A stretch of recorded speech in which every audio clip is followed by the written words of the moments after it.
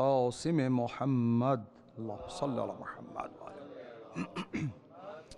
وعلى أهل بيته الطيبين الطاهرين واللعنة الدائمة على أعدائهم أجمعين من يوم هذا إلى يوم الدين بسم الله الرحمن الرحیم. السلام علیکم. میں آپ سے چند منٹ کی توجہ کا خواہاں ہوں کہ ہم چاہتے ہیں کہ مولانا قبلہ جو تشریف لائے ہیں اتنی دور سے اتنی زحمتیں اٹھا کے یہاں پر محرم میں جناب سیدہ سلام اللہ علیہ کی بارگاہ میں پرسہ ادا کرنے کے لیے امام حسین علیہ السلام کا اور جس خوش اسلوبی سے اور جس اہتمام کے ساتھ کیا گیا، ہم جارجوئی صاحب کے رئیس احمد صاحب جارجوئی کے تہہ دل سے شکر گزار ہیں.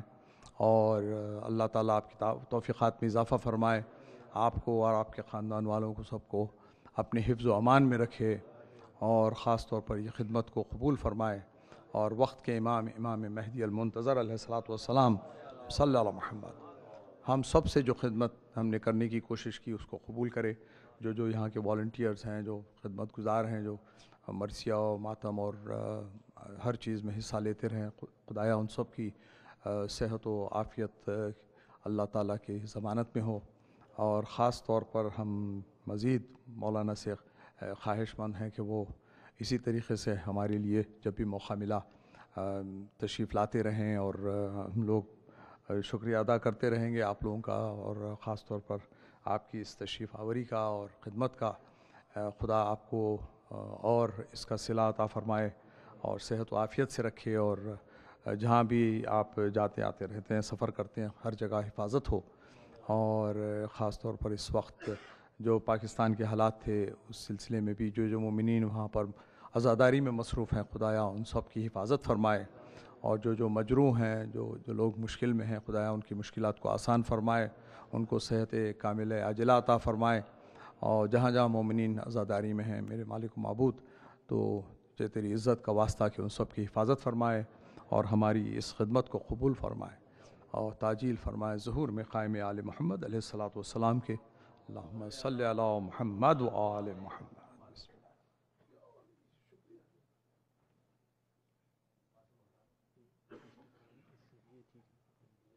نعرہ تکبیر،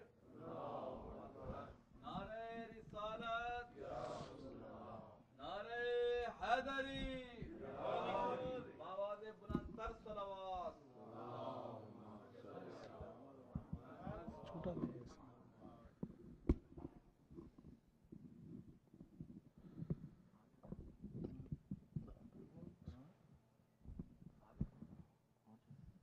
بآواز بلند تر صلوات.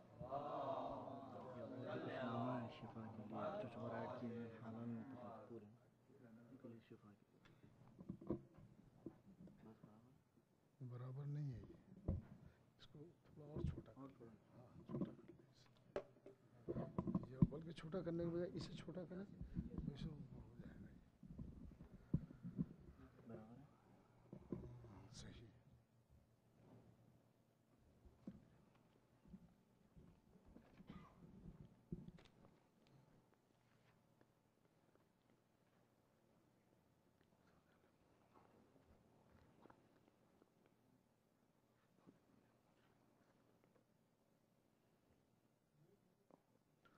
فاتحہ.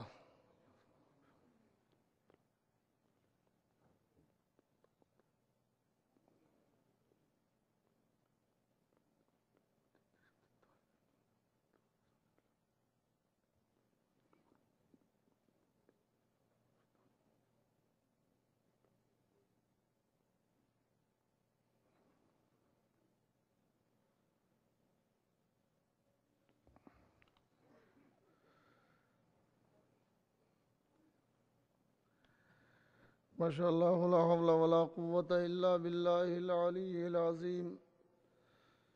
اعوذ باللہ من الشیطان اللعین الرجیم. بسم اللہ الرحمن الرحیم.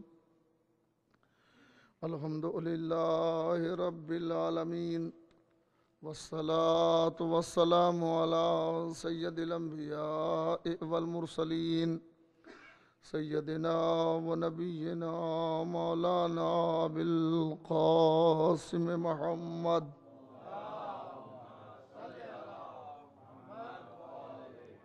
وآله الطيبين الطاهرين المعصومين المظلومين المنتخبين المنتجمين. أما بعد فقد قال الله تعالى في محكم كتابه ومتقن خطابه وقوله الحق وهو أصدق القائلين. بسم الله الرحمن الرحيم.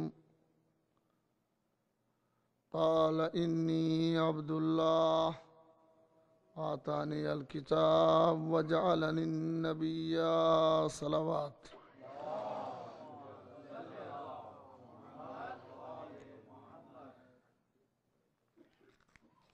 یہ اس سلسلے کی یہ گویا آخری مجلس ہے، اور جناب عیسیٰ علیہ السلام کے سلسلے سے جو بیان شروع ہوا تھا وہ آج اس منزل پر رک رہا ہے. پھر کبھی توفیق پروردگار شامل حال ہوئی پھر کبھی عرض کیا جائے گا.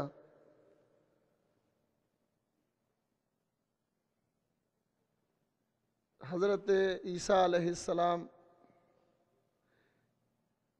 نے اپنی ماں کی عصمت کو ثابت کرنے کے لیے گہوارے سے کلام کیا، اور معترضین عصمت مریم کو یہی کلام جواب بن گیا. ان کے لیے یہی گفتگو جواب بن. جناب عیسیٰ علیہ السلام نے یہ نہیں فرمایا کہ میری ماں پاک دامن ہے، پاکیزہ ہے، بلکہ جناب عیسیٰ علیہ السلام نے اپنے صاحب منصب ہونے کا اعلان فرمایا، جس منصب نے یہ وضاحت خود بخود کر دی کہ نبی کی ماں پاکیزہ ہوتی ہے. انی عبداللہ، میں اللہ کا بندہ ہوں. آتانی الکتاب، اور اس نے مجھے کتاب دی ہے. وجعلنی النبی، اور مجھے نبی بنایا ہے.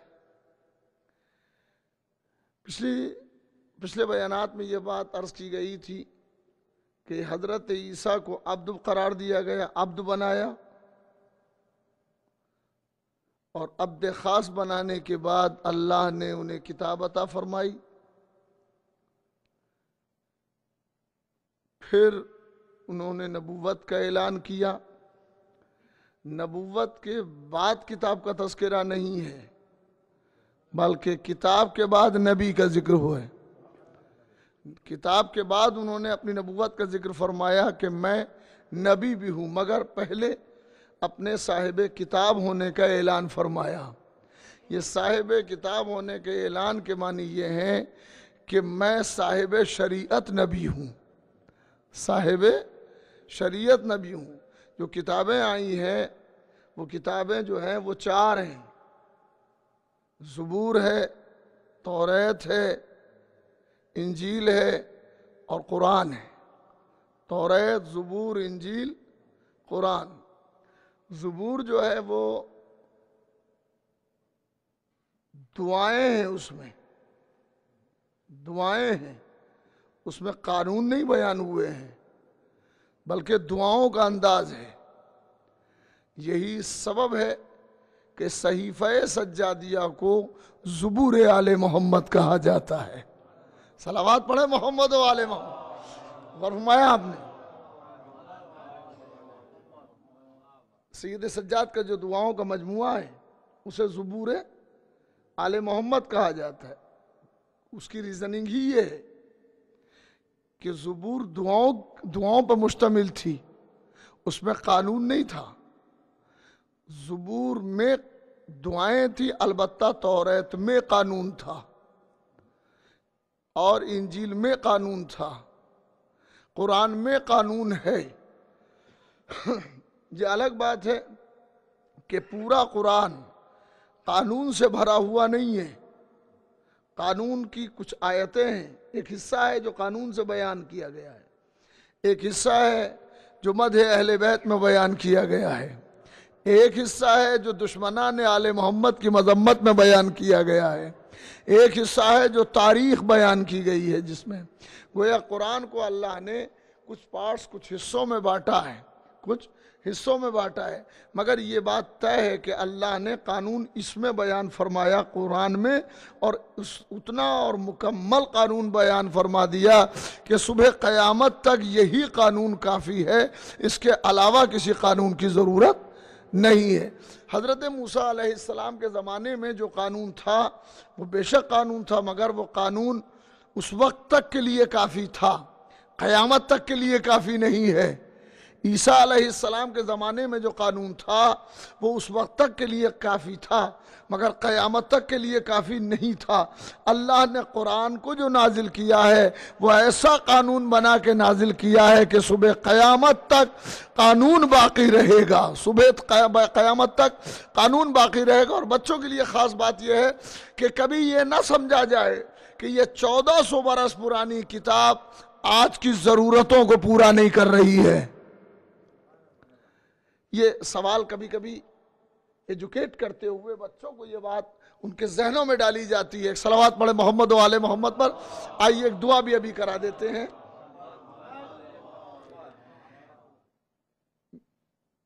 یہ دعا ہے صدیقہ بیگم، سید احمد رضوی، سید نوید رضوی، سید حامد رضوی، سید ریاست علی رضوی، میر رضا علی رضوی ابن ریاست علی رضوی، یہ مریض ہیں، بیمار ہیں، خدا ان کو صحت کاملہ اور عاجلہ عطا فرمائے، بیمار کربلا کے صدقے میں انہیں صحت عطا فرمائے، بیمار کربلا کے صدقے میں انہیں صحت عطا فرمائے، مجھے بھی صحت عطا فرمائے، آپ کو بھی صحت عطا فرمائے، جملہ مومنین و مومنات جہاں جہاں آباد ہیں خدا انہیں صحت و عافیت سے رکھے، ان سے امراض کو دور رکھے، امراض اگر آ بھی جائیں تو عافیت سے رکھے۔ صلوات پڑھے محمد و آل محمد پر۔ غور فرمایا آپ نے، اس سے کہ امراض کا آنا ضرورت بھی ہوتی ہے، کبھی فطرت ہوتی ہے، مگر وہ چلے جائیں اور صحت ہو جائے یہی اللہ کا شکر ہے۔ غور فرمایا آپ نے۔ تو عرض بحضور کے توریت کے بعد انجیل، اور انجیل کے بعد قرآن۔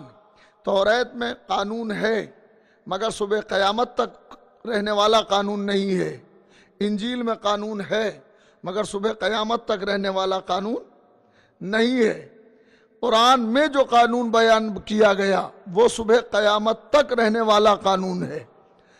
انجیل میں جو قانون تھا وہ قانون، توریت میں جو قانون تھا اس میں وسعت دی گئی تو انجیل تک پہنچا، اور انجیل کے قانون کو جب وسعت دی گئی تو قرآن تک پہنچا۔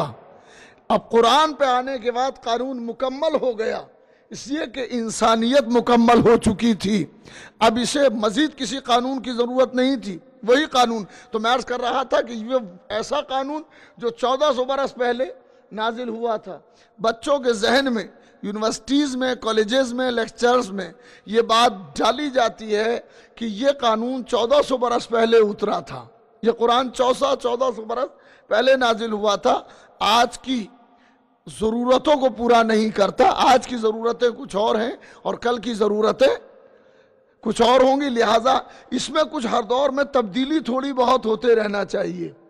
تو خیال رہے کہ قرآن جو نازل ہوا ہے وہ کبھی بھی، اور قرآن کا کوئی قانون ضرورت کے مطابق نہیں ہے، قرآن کا کوئی قانون ضرورت کے مطابق نہیں ہے بلکہ فطرت کے مطابق ہے۔ ضرورتیں بدلتی ہیں، فطرت کبھی نہیں بدلتی ہے۔ صلوات پڑھے محمد و آل محمد پر۔ توجہ فرمائے، عجیب سی بات ہے، چھوٹی سی بات، بہت دیر تک آپ کے درمیان اس وقت نہیں رہیں گے، مگر یہ کہ ایک پیغام ہو جائے۔ تو یہ عرض بحضور کے ضرورت کے مطابق قرآن کا قانون نہیں ہے، ضرورت بدلتی ہے۔ ہمارے یہاں ہندوستان پاکستان میں جو اور پوری دنیا میں جو پارلیمنٹری نظام چل رہا ہے، وہ قانون بناتے ہیں اس وقت جب ضرورت پیش آتی ہے۔ قانون اس وقت بنائیں گے جب ضرورت پیش آتی ہے، اور جب ضرورت ختم ہو جاتی ہے وہ قانون بھی ختم ہو جاتا ہے۔ اسلام کا کوئی قانون ایسا نہیں ہے جو ضرورت پر بنا ہو، بلکہ تمام قانون فطرت کے مطابق بنے ہیں۔ انسان کی پیاس کل بھی پانی سے بجھتی تھی، آج بھی پانی سے بجھتی ہے، اور قیامت تک پانی ہی سے بجھتی رہے گی۔ انسان کل بھی لباس کے لیے ضرورت مند تھا، آج بھی ضرورت مند ہے، اور قیامت تک ضرورت مند رہے گا۔ ورنہ آپ دیکھیں کہ وہ زمانہ جب بالکل انسان میں کوئی یعنی رمق ہی نہیں تھی، اور وہ بالکل ترقی یافتہ نہیں تھا، اس میں کوئی ترقی نہیں تھی، مگر جسم کو ڈھانکنے کا تصور اس میں اس وقت بھی تھا جب جنگلوں کی اور صحرائی زندگی گزار رہے تھے، تب بھی ان میں یہ تصور تھا کہ جسم کو ڈھانکا جائے۔ اسلام نے جو تصور دیا جسم کو ڈھانکنا، وہ بنیادی تصور دیا، وہ اس وقت بھی تھا جب جنگلوں میں انسان تھا، وہ آج بھی ہے جب شہروں میں انسان ہے۔ توجہ فرمائیں، جب شہروں میں انسان ہے تب بھی وہ تصور ہے، اور جب جنگلوں میں تھا وہ بھی تصور ہے۔ تو جنگل میں رہنے والا کسی قانون کا پابند نہیں ہے، اس کے اندر یہ احساس کہاں سے آ گیا کہ یہ اپنے جسم کو ڈھانک لے؟ اس میں یہ احساس کہاں سے پیدا ہوا کہ یہ جسم کو ڈھانکے؟ جواب آئے گا، جسم کو ڈھانکنا فطرت کا تقاضا ہے، قانون ہو یا نہ ہو، فطرت کا تقاضا ہے۔ اسلام نے قانون بنایا اور فطرت کے مطابق بنایا، ضرورت کے مطابق نہیں بنایا، اس لیے کہ ضرورتیں بدلتی رہتی ہے، فطرت کبھی نہیں بدلا کرتا۔ آدمی کو فرمایا آپ نے، کل بھی بھوک لگتی تھی آدمی کو، کل بھی بھوک لگتی تھی، کل بھی کھانا کھاتا تھا، مگر کل جو کھاتا تھا پھل توڑ لیے اور کھا لیے، سبزیاں جوگی ہوئی ہیں وہ کچی سبزیاں کھا لی، پیٹ بھر گیا۔ آج اسی سیب کو قاعدے سے کاٹ کے کھا رہا ہے۔ تو کھانے کی ضرورت جو ہے یہ فطرت ہے، فطرت ہے، فطرت سے بغاوت نہیں ہے۔ آدمی جب فطرت سے بغاوت کرتا ہے تو کار بدعت کرتا ہے۔ توجہ فرمائیے گا میں کیا کہہ رہا ہوں۔ آدمی جب فطرت سے بغاوت کرتا ہے تو بدعتی کام کرتا ہے، اور کبھی بھی فطرت پر بدعت کا فتویٰ نہیں لگایا جاتا۔ ارے میں کیا کہہ رہا ہوں، فطرت پر بدعت کا فتویٰ نہیں لگایا جاتا۔ انسان کا رونا فطرت ہے، انسان کا رونا فطرت ہے، یہ اس کی ضرورت نہیں ہے، عادت نہیں ہے، بلکہ فطرت ہے۔ اس کی دلیل یہ ہے کہ جب یہ پیدا ہوتا ہے تو خود روتا ہے۔ ارے میں کیا کہہ رہا ہوں، اور جب جاتا ہے تو لوگ روتے ہیں۔ صلوات پڑھے محمد و آلہ محمد۔ توجہ فرمائیں، انسان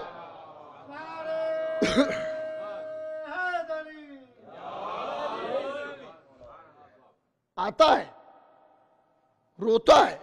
بچہ پیدا ہوا، معلوم ہے رویا نہیں ہے، سب کہتے ہیں کہ یہ رویا نہیں ہے، لہذا یہ بچہ صحیح نہیں ہے، اسے رونا چاہیے۔ کیوں؟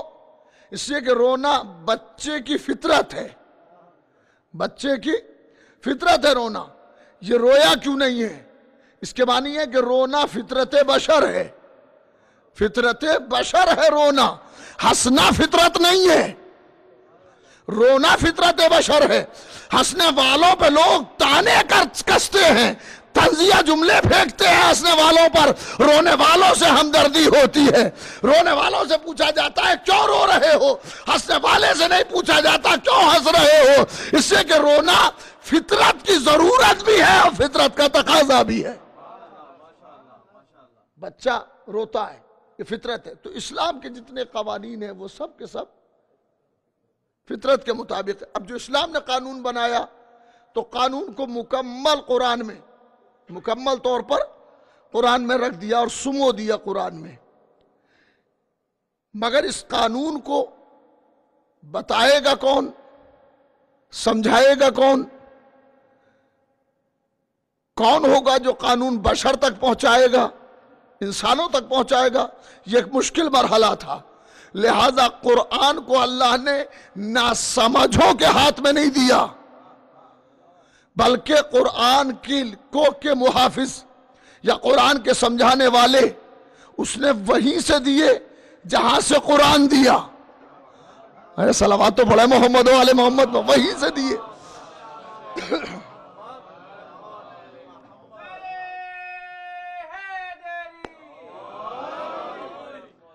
جہاں سے اس نے قرآن دیا وہیں سے اس کے سمجھانے والے بھی دیے.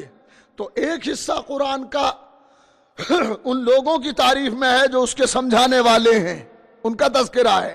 ایک حصہ ان کے دشمنوں کا ہے، ان کے دشمنوں کا تذکرہ ہے اس میں. اور ایک حصے کے اندر قوانین ہیں اسلام کے، اور ایک حصے میں ماضی کے بزرگوں کے انبیاء کے قصے ہیں.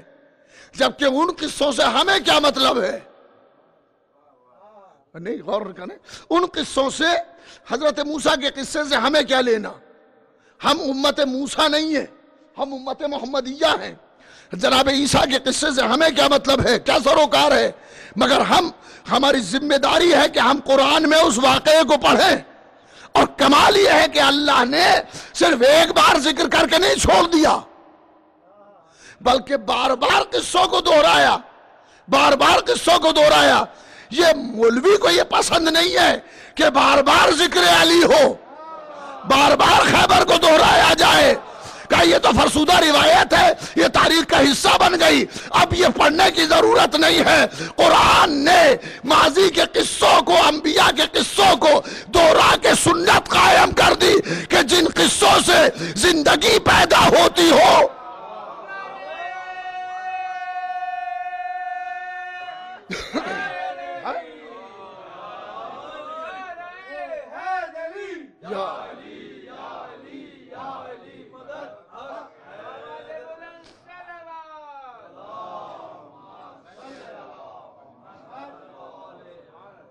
ان قصوں کو دہراتے رہنا چاہیے جن سے حیات بشر کے گوشے گوشے میں روشنی پہنچتی ہو. ان قصوں کو دہرانا، شجاعت حیدر، سخاوت مولا علی، عبادت مولا علی. عبادت مولا علی اس لیے دہرائی جاتی ہے کہ قوم میں عبادت کا شعور بیدار ہو جائے. شجاعت اس لیے بڑھی جاتی ہے کہ قوم بزدل نہ ہونے پائے. سخاوت اس لیے پڑھی جاتی ہے کہ قوم میں بخل پیدا نہ ہو جائے. تو یہ ساری چیزیں جو پڑھی جاتی ہیں، یہ ساری چیزیں جو پڑھی جاتی ہیں اور تذکرے کیے جاتے ہیں، یہ وقت ضائع کرنے کے لیے نہیں ہے، قوم کے مقدر بنانے کے لیے ہے. توجہ فرمائیے گا میں کیا کہہ رہا ہوں.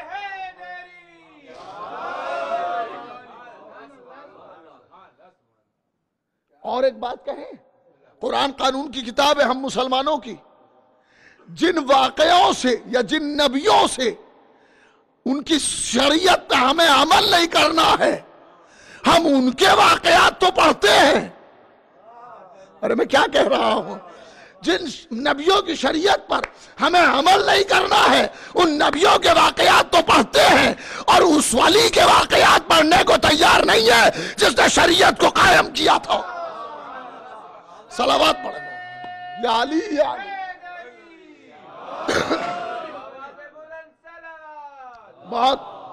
بس ایک کٹھکنا جملہ ہو سکتا ہے، یہ جملہ ذرا کٹھکنا سا ہو، مگر ہے جملہ. ہر آدمی دنیا میں وہ بدبخت آدمی ہوگا کہ جسے اپنے اجداد کے فضائل پسند نہ ہو. یا علی یا علی یا علی یا علی. آئے ہائے ہائے، ارے میں کیا کہہ رہا ہوں بھائیا، ہائے ہائے ہائے ہائے.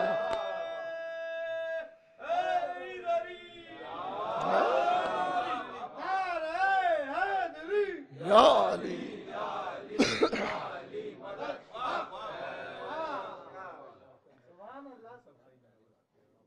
اپنے جاہل باپ کو کوئی جاہل کہنے کو تیار نہیں ہوتا، اپنے بزدل دادا کو کوئی بزدل کہنے کو تیار نہیں ہوتا، بلکہ دوسروں کے شجاعت کے قصے اپنوں کی طرف منسوب کرتے ہیں، اپنوں کی طرف منسوب کرتے ہیں. اور کمال ہے ہمارا تو ہے ہی ایسا کہ جس رخ سے دیکھو وہ علی نظر آتا ہے.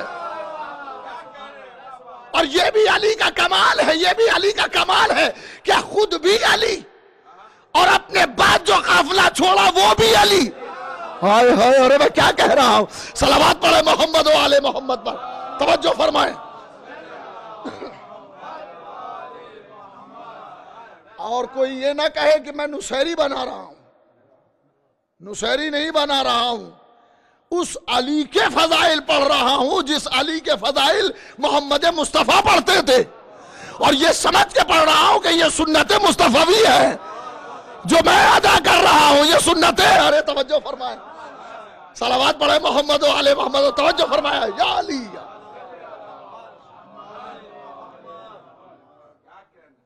یہ سنت مصطفی ہے. لوگ اگر علی کے نہیں ہیں تو پھر کسی کے نہیں ہیں. محمد کا بھی وہ ہے جو علی کا ہے. علی کا کیوں ضرورت ہے؟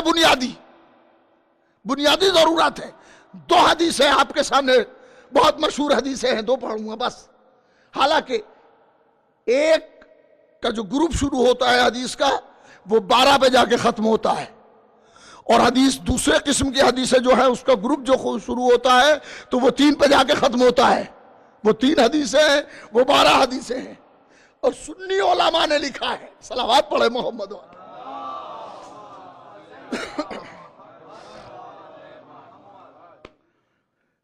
پہلی حدیث، من مات علی حب آل محمد.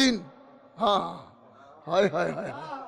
من مات علی حب آل محمد ماتا شہیدہ، جو مر جائے محبت آل محمد پر. ہائے ہائے ہائے ہائے. لفظ دونوں استعمال ہوئے ہیں. من مات علی حب آل محمد، لفظ کا استعمال دیکھیں، یہ رسول کی زبان ہے اور رسول قرآن کے لہجے میں بولتے ہیں اور اللہ کی مرضی سے بولتے ہیں. توجہ فرمائیے. من مات علی حب آل محمد، جو مر جائے محبت آل محمد پر. کہ شہید نہیں کہا، کہ شہید نہیں کہا کہ وہ شہید کی طرح ہے. نا، ماتا شہیدہ، وہ مرا ہی شہید ہے. ہائے ہائے. ارے توجہ فرمائے. وہ مرا ہی شہید. من مات علی حب آل محمد ماتا شہیدہ، جو مر جائے محبت آل محمد پر وہ شہید مرتا ہے. شہید مرتا ہے. شہید کے 2 معنی ہیں. شہید کے ایک معنی ہے گواہ، ہائے ہائے، اور دوسرے معنی ہے زندہ. ہائے ہائے. شہید کے ایک معنی گواہ اور دوسرے معنی زندہ. یا تو وہ گواہ ہے، میں کیا کہہ رہا ہوں بھائی، کیا کہہ رہا ہوں، یا تو وہ گواہ ہے یا زندہ ہے. یا زندہ ہے تو ایسا زندہ ہے جو گواہ بھی ہے. ہائے ہائے. ارے صلوات پڑھے محمد. نہیں، بات نہیں پہنچی ابھی. من مات علی حب آل محمد ماتا شہیدہ، جو مر جائے محبت آل محمد پر وہ شہید مرتا ہے. شہید کے 2 معنی، گواہ اور زندہ. وہ زندہ ہے.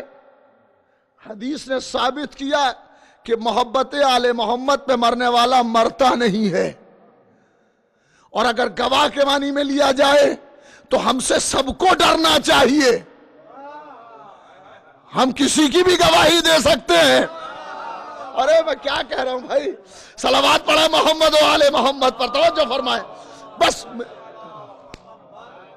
اس موضوع پہ بولنا بھی نہیں ہے تو بات کیا کرنا ہے، بات کیا کہنا ہے کہ یہی رسول کی سیرت ہے کہ فضائل حیدر پڑھے جائیں، فضائل اہل بیت پڑھے جائیں. یہی رسول کی چاہت ہے، یہی رسول کی سنت ہے، یہی رسول کی سیرت ہے. پیغمبر فرماتے من ماتا علی بغض آل محمد ماتا کافرہ، جو مر جائے بغض آل محمد پر وہ کافر. ارے میں کیا کہہ رہا ہوں، وہ کافر مرتا ہے. ارے کمال ہے، ہم محبت حیدر رکھ کے کافر ہو گئے. ارے میں کیا کہہ رہا ہوں.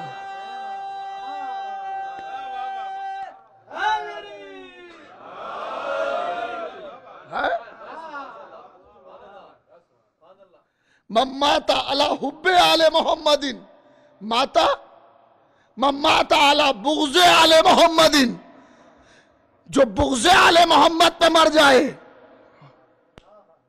ماتا کافرہ، وہ کافر مرا جو بغض آل محمد میں مرا۔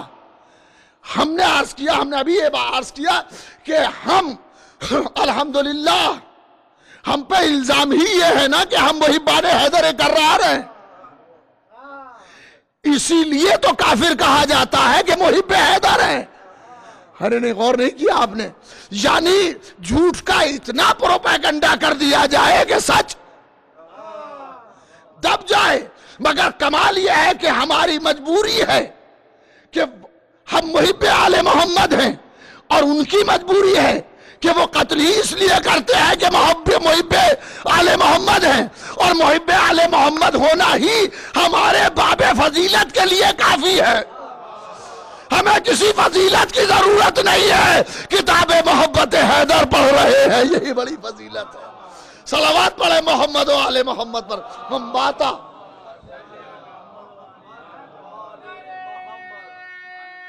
شروع ہوتی ہے بات۔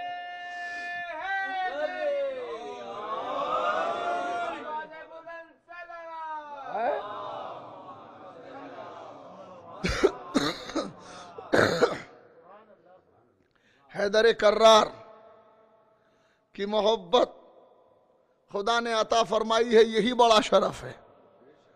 اسی شرف پر زندہ رہنا چاہتے ہیں اور اسی شرف میں مر جانا چاہتے ہیں۔ اس شرف کے اب آگے نہ کوئی شرف ہے نہ پیچھے کوئی شرف ہے، یہی بڑا شرف ہے، یہی بڑا شرف ہے۔ اسی شرف سے آج تک سلمان ہے، اسی شرف سے آج تک ابوذر ہیں، اور فرمایا آپ نے اسی شرف سے آج تک مقداد ہیں۔ اسی شرف کی بدولت تو یہ شرف بڑا اہم شرف ہے۔ قرآن نے اس شرف کو محفوظ رکھا کہ دیکھو تمہارا ولی اللہ ہے، اور وہ جو حالت رکوع میں زکوٰۃ دیتا ہے، اللہ نے علی کی ولایت کو محمد اور اپنے ساتھ رکھا ہے۔ میں بھی ولی ہوں، محمد بھی ولی ہے، علی بھی ولی ہے، تو اب یہ مت سوچنا کہ علی کیسا ولی ہے، اور اس ولی کے معنی کیا ہے؟ جس معنی میں محمد ولی ہے اسی معنی میں علی ولی ہے۔ ہائے ہائے،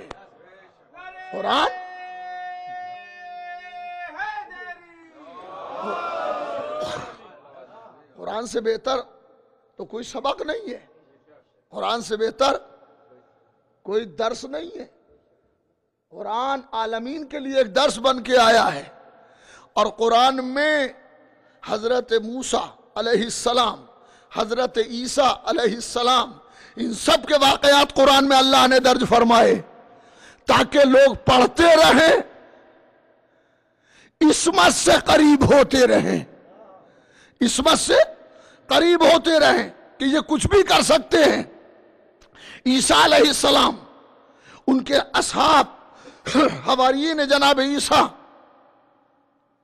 قرآن نے لفظ استعمال کیا اِذْ أَوْحَيْتُ إِلَى الْحَوَارِيِّينَ، اس وقت کو یاد کیجئے کہ جب وحی کی میں نے عیسیٰ کے حواریوں کی طرف، ہائے ہائے کمال ہے، جب میں نے وحی کی عیسیٰ کے حواریوں کی طرف، جب اس کا ترجمہ آپ پڑھیں گے کسی بھی قرآن میں، چاہے وہ شیعہ ترجمہ ہو چاہے وہ سنی ترجمہ ہو، اس وحی کا ترجمہ سب نے الہام کیا ہے،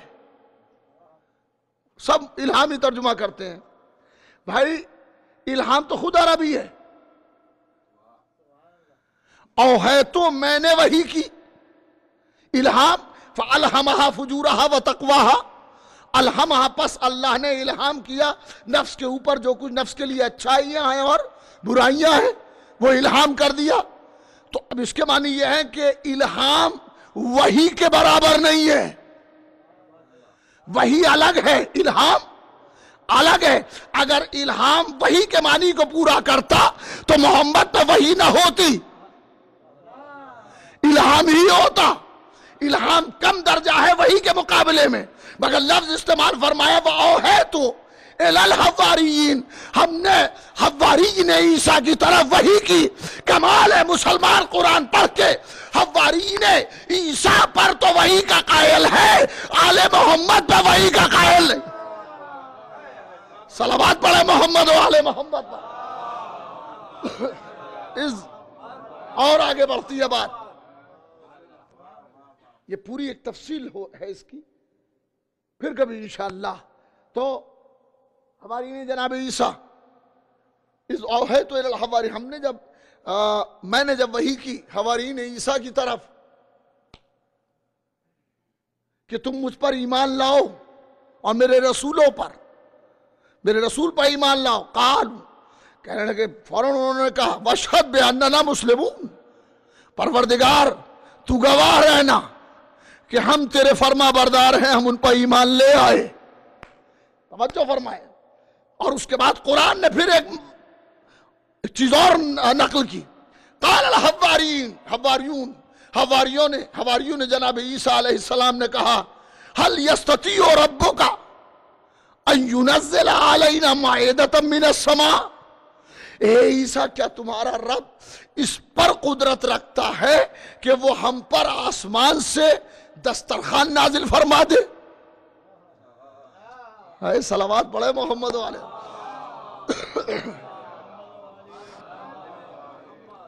حل یستطیع ربک یا عیسی ابن مریم، اے عیسی ابن مریم تمہارا رب اس پر قدرت رکھتا ہے، اس پر قادر ہے، ان ینزل علینا مائدۃ من السماء، کہ ہم پر آسمان سے،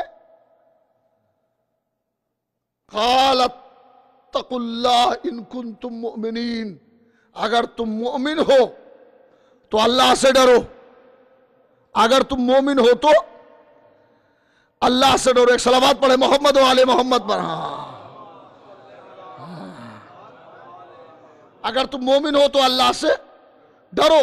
تو انہوں نے پلٹ کے کہا کہ ہم یہ چاہتے ہیں ان ناکل منہا، کہ ہم اس مائدہ سے، اس دسترخوان پہ جو کھانا آئے گا اس سے کھائیں، ان قد صدقتنا، اور ہم گواہی دیں کہ تم نے سچ کہا تھا، یعنی تم سچے نبی ہو، تمہاری بھی گواہ بن جائیں ہم۔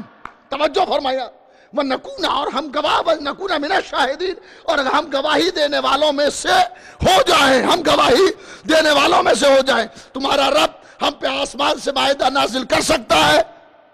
انہوں نے کہا کہ اگر تم مومنین ہو تو اللہ سے ڈرو۔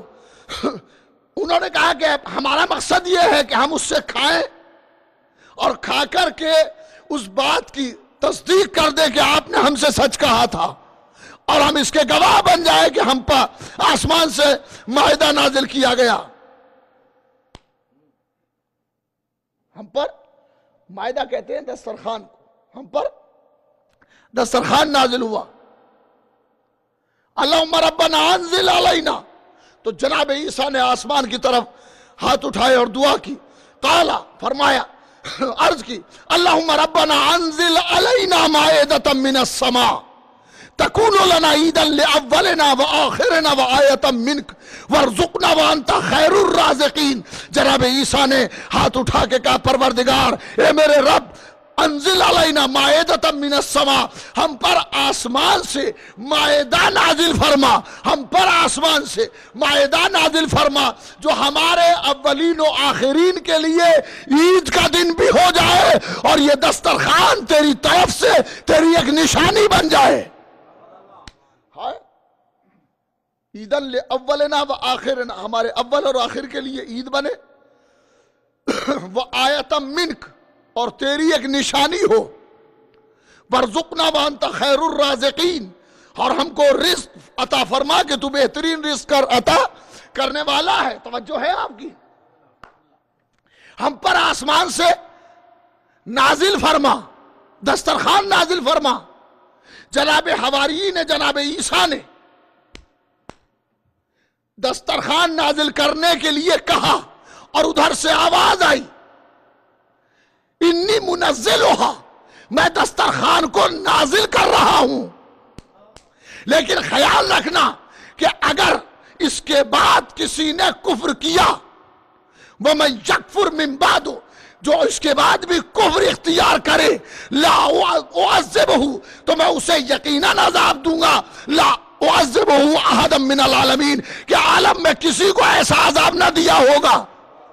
اے پروردگار، یہ تو عیسیٰ کے حواری ہیں، عیسیٰ کے حواری ہیں، ان کے لیے ایسا لہجہ اختیار نہ کر۔ یہ حواریین عیسیٰ ہیں، منتخب لوگ ہیں۔ جب اللہ منتخب لوگوں کے لیے یہ لہجہ اختیار کر سکتا ہے تو ہر صحابی کا عالم کیا ہوگا؟ صلوات پڑھے محمد و آل محمد پر، صحابیت کا عالم کیا ہوگا؟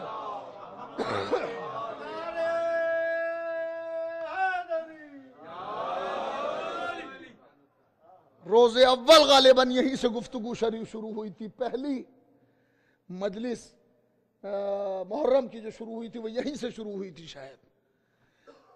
منزلها، میں اس کو نازل کر رہا ہوں، نازل کرنے والا ہوں، میں نازل کر رہا ہوں، مگر خبردار اس کے بعد اگر کسی نے کفر اختیار کیا، ومن یکفر، پھر اس کے بعد اگر اس سے کسی نے کفر کیا، یعنی کھانے پینے کے بعد بھی کفر کے امکانات تھے، تو اللہ نے کہا کہ میں ایسا عذاب دوں گا کہ دو عالم میں کسی کو ایسا عذاب نہ دیا ہوگا۔ اس کا معنی یہ ہوئے کہ نبی کے قریب رہنا ضروری نہیں ہے، نبی کے فرمان پر باقی رہنا ضروری۔ ہائے ہائے،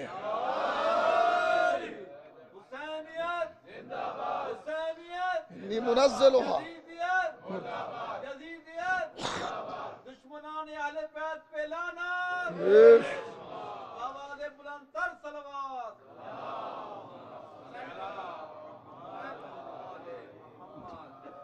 انی منزلها، میں اس کو، یہ آیتیں سورہ مائدہ میں موجود ہیں، 111 سے شروع ہوتی ہیں، 4-5 مسلسل یہ آیتیں ہیں۔ میں دسترخوان کو نازل کروں گا، دسترخوان نازل کر رہا ہوں، مگر خبردار کوئی دسترخوان سے کفر نہ کرے، کفر نہ کرے۔ یہاں صحابیت کی چادر میں نہ جانے کس کس کو لپیٹ لیا ہے، وہاں دسترخوان اتر رہا ہے اور اللہ کہہ رہا ہے کہ کھانے کے بعد بھی اگر کوئی کفر کرے تو اللہ کو پتا تھا کہ کھا کھا کے انکار کریں گے۔ ارے میں کیا کہہ رہا ہوں، صلوات پڑھ، آئے ہائے۔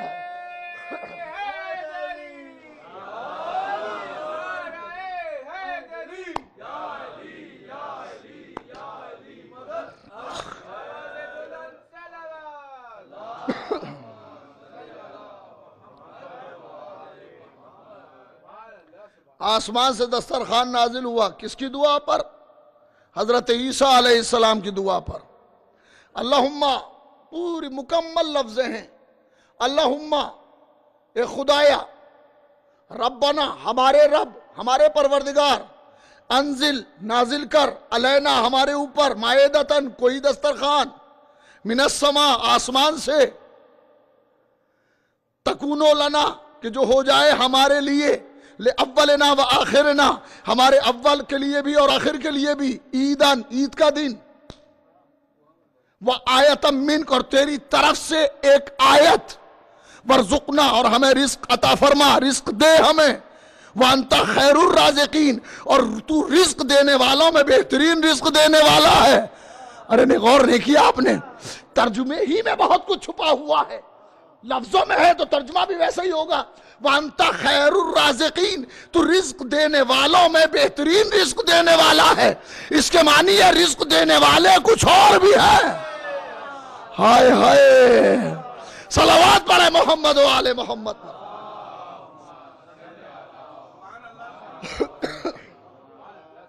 تو رزق دینے والوں میں بہترین رزق دینے والا ہے۔ رزق کوئی اور بھی دیتا ہے، کوئی اور بھی رزق تقسیم کرتا ہے، کوئی اور بھی رزق بانٹتا ہے۔ باپ اولاد کو رزق دیتی ہے، باپ اولاد کو رزق دیتا ہے، کبھی کبھی اولاد بھی ماں باپ کو پہنچا سکتی، ذریعہ بن سکتا ہے، مگر اور کوئی ایسا ہے جو سب کو رزق دیتا ہے، رزق کا بنانا خدا کی ذمہ داری ہے، رزق کا بانٹنا اہل بیت کی ذمہ داری ہے۔ ارے توجہ بابا، میں کیا کہہ رہا ہوں؟ بس جملہ سنے اور یاد رکھیں، رزق کا پیدا کرنا اللہ کی ذمہ داری ہے، اور رزق کا بانٹنا جسے فضیلت چاہیے وہ عباس کا ہو جائے۔ نہیں، میں کیا کہہ رہا ہوں؟ عباس کو کہتے ہی ابو الفضل ہے۔ ارے بھائی کیا کہہ رہا ہوں؟ فضل کا باپ ابو الفضل عباس کا خطاب ہے۔ عباس کے دروازے پہ آ جاؤ، چوکھٹ پہ آ جاؤ، ہر مراد مل جائے گی، ہر فضیلت حاصل ہو جائے گی۔ صلوات پڑھے محمد و آل محمد پر۔ آئیے میں بات کہنے جا رہا ہوں اب۔ بنا انزل علینا مائدۃ من السماء، پروردگار آسمان سے ہم پر دسترخوان نازل فرما کہ جو ہمارے اولین و آخرین کے لیے روز عید قرار پائے اور تیری ایک نشانی بن جائے کہ تو بہترین رزق دینے والوں، اور تو رزق دینے والوں میں بہترین رزق دینے والا ہے۔ یہ آیت ہے اللہ کی طرف سے۔ اللہ نے کی بارگاہ میں جناب عیسیٰ علیہ السلام یہ دعا کر رہے ہیں، ہم پر مائدہ نازل فرما، ہم پر مائدہ نازل فرما۔ یہ عیسیٰ ہاتھ پھیلائے ہوئے ہیں اور مائدہ آسمان سے مانگ رہے ہیں۔ یہ مائدہ دسترخوان آسمان سے مانگ رہے ہیں، مگر آل محمد کے گھر میں ایک کنیز ہے جس کا نام فضہ ہے، اس نے محمد مصطفیٰ کی دعوت کی ہے، اور گھر میں کچھ نہیں ہے، وہ مصلی بچھا کے ہاتھوں کو اٹھا کے کہہ رہی ہے پروردگار میں نے محمد کی دعوت کی ہے، رزق کو تو نازل کر دے، رزق کو تو بھیج دے۔ ارے اللہ نے انبیاء کے قصے اسی لیے نازل کیے تاکہ اہل بیت سمجھ میں آ جائیں۔ صلوات پڑھے محمد و آل محمد پر، تاکہ آل محمد سمجھ میں آئے، اہل بیت سمجھ میں آئے۔ تاریخ کا واقعہ ہے کہ جناب پیغمبر اسلام کی دعوت کی ہے، علی علیہ السلام نے دعوت کی، حضرت زہرا نے دعوت کی، حضرت حسن امام حسن نے دعوت کی، حضرت امام حسین نے دعوت کی۔ جب سب نے دعوت کی، آخری روز پیغمبر جا رہے ہیں، علی سب کا انتظام کرتے تھے، سب کی طرف سے دعوت کا حیدر کرار انتظام کرتے تھے۔ جب آخری روز پیغمبر نکل رہے تھے تو قریب سے ایک آواز آئی، سرکار کل میرے یہاں مہمان ہو جائیں۔ کون؟ فضہ۔ فضہ نے گھر میں کوئی ذکر نہیں کیا، اور جب رسول کے آنے کا وقت ہو گیا تو مصلی بچھا کے بیٹھ گئی۔ ارے سوچو فضہ کس منزل پہ تھی کہ اسے اپنی دعاؤں پہ ایسے ہی اعتبار تھا جیسے عیسیٰ کو اپنی دعا پہ بھروسہ تھا، ویسے ہی فضہ کو بھروسہ تھا۔ آل محمد کے غلام اس منزل پہ ہوتے ہیں تو آقاؤں کی کیفیت کیا ہوگی؟ صلوات پڑھے محمد و آل محمد پر۔ اللہم ربنا انزل علینا۔ فضہ تاریخ کی عظیم خاتون ہے، عظیم خاتون ہے فضہ، جنہی نے حسن حسین علیہ السلام کو اپنی گودی میں پالا ہے۔ یہ شرف کچھ کم نہیں ہے، یہ بہت بڑا شرف ہے۔ اور حسین علیہ السلام نے جہاں زینب کو آخری بار سلام کیا، وہیں فضہ کو بھی سلام کیا۔ گھر کی کنیز کہہ کے خطاب نہیں فرمایا، اماں فضہ خدا حافظ، تم پر بھی ہمارا سلام ہو۔ اور وہ اہم امانت زینب سے نہیں منگوائی بلکہ حسین نے فضہ سے منگوائی۔ اماں فضہ فلاں صندوق میں نانا کا لباس ہے وہ لے آئیے۔ فضہ اس لباس کو لے کے آئیں، اور لباس لانے کے بعد اور یہ کہا تھا حسین نے کہ میری بہن کی نظر نہ پڑ جائے۔ فضہ اس لباس کو جب لے کے چلی، زینب کی نظر پڑ گئی۔ زینب نے پوچھا فضہ کیا لے جا رہی ہو؟ کہا بی بی نہ پوچھو کیا بتاؤں۔ کہا فضہ یہ کیوں نہیں کہتی میرے بھیا کا کفن لے جا رہی ہے؟ ہائے میرا حسین، ہائے میرا غریب۔ فضہ نے وہ لباس دیا، حسین علیہ السلام نے لباس کو زیب تن کیا، جانتے ہیں کس طرح؟ اس کو چاک کیا، چاک کرنے کے بعد زیب تن فرمایا، اللہ اللہ حسین مقتل کی طرف جانے لگے تو سب سے ملاقات کی، سب کے بعد حسین نے اس فضہ کو خدا حافظ کہا اور یہ کہہ کہ اماں آخری بار خدا حافظ کہہ دو، اماں خدا حافظ، آخری بار آخری بار فضہ کو خدا حافظ کہا، فضہ کو خدا حافظ کہا۔ اور یہی وہ فضہ ہے کہ جب زینب پر کوئی مصیبت کا وقت آتا ہے تو فضہ سینہ سپر ہوتی ہے، ہائے میری شہزادی زینب۔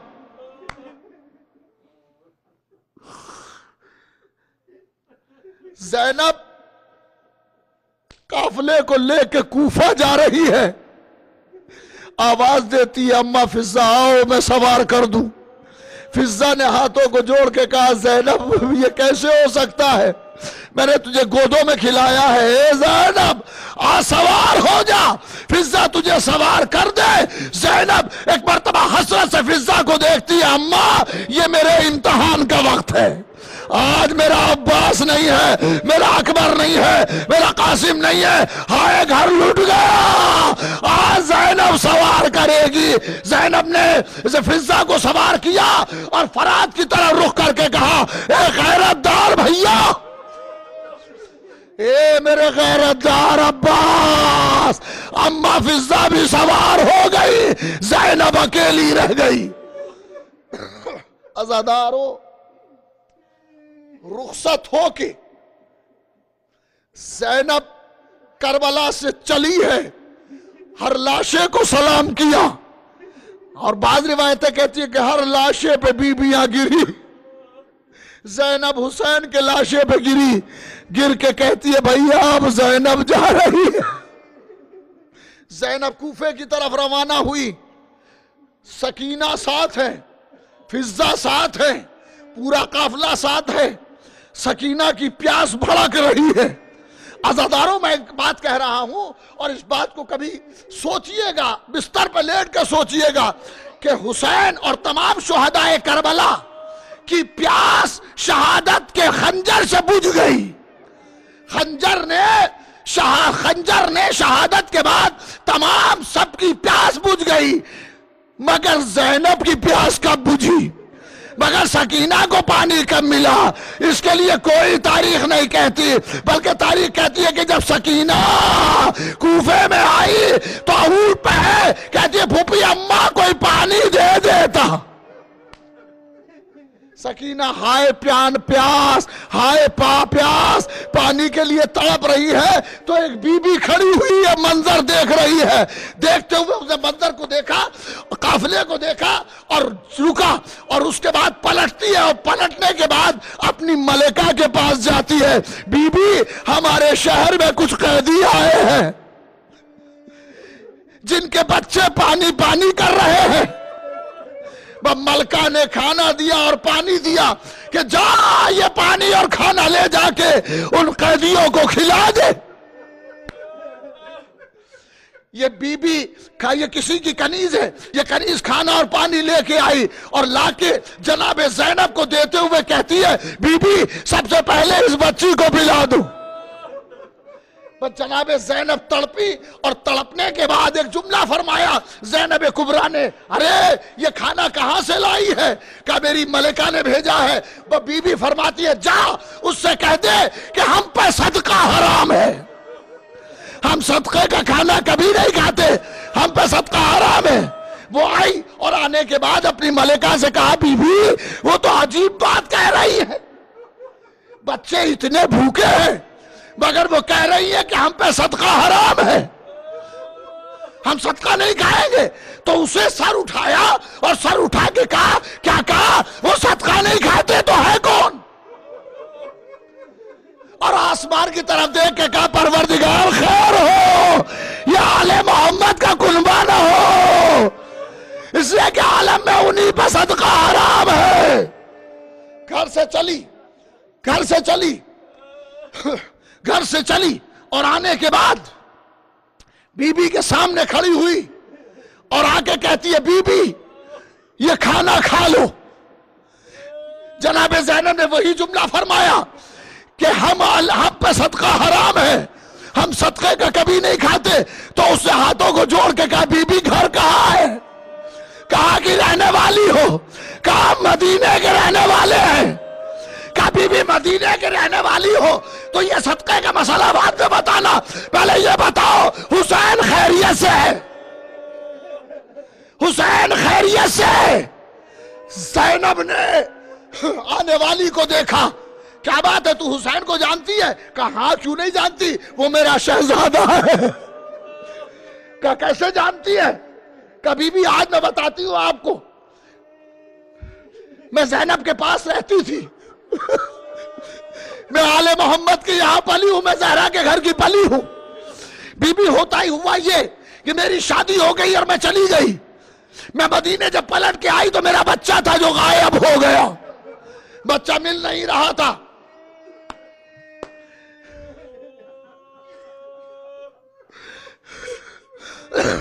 میں رسول کے پاس پہنچی تو رسول نے ایک بات کہی.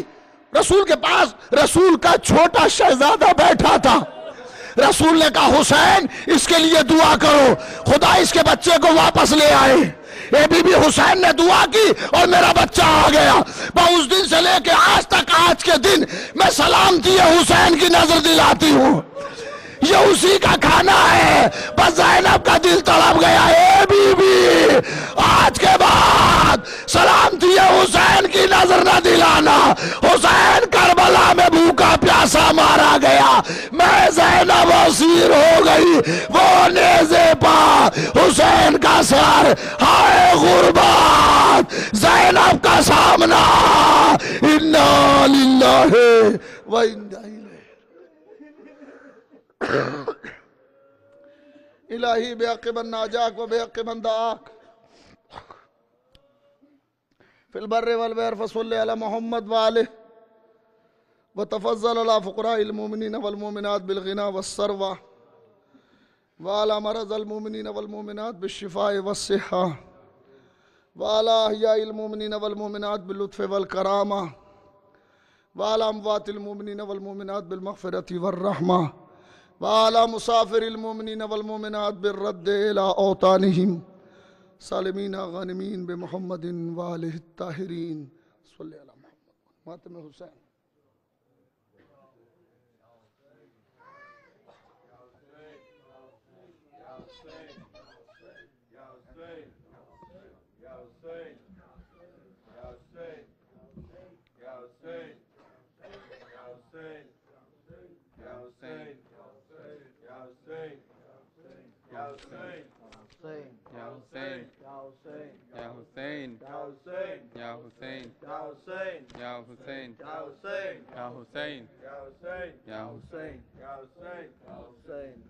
جب یاد سکینہ کو تیری آتی ہے بابا، جب یاد سکینہ کو تیری آتی ہے بابا، جب یاد سکینہ کو تیری آتی ہے بابا.